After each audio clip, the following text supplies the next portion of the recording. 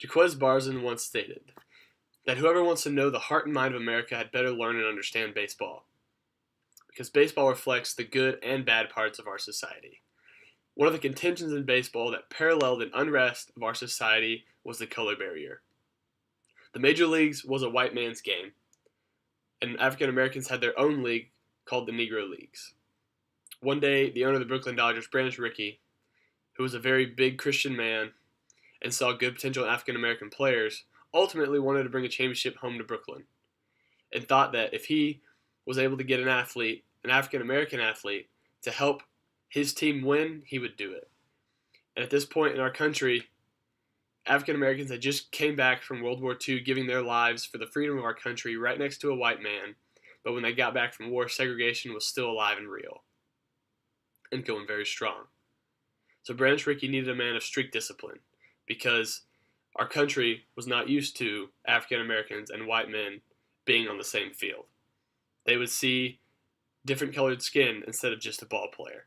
So Branch Rickey needed a man that would step across the white lines and be able to clear the mechanism, be able to play the game no matter how hostile the environment, no matter what was being said, no matter what was being done to him, being cleated, thrown at his head, and at this point they didn't wear helmets, so it would really hurt being hit in the head with a pitch.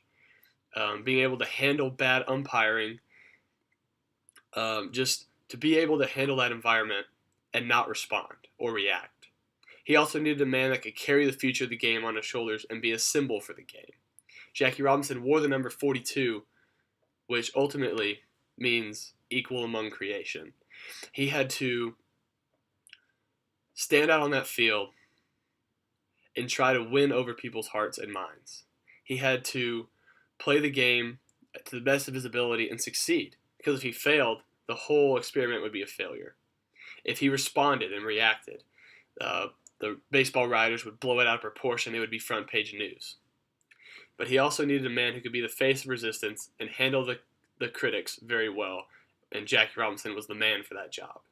And after one season, the great experiment, without reasonable doubt, had been successful in its first efforts. Robinson had won the Rookie of the Year in 1947, and eventually, after his career was over, had his number retired by all 30 franchises, which no one else has ever gotten.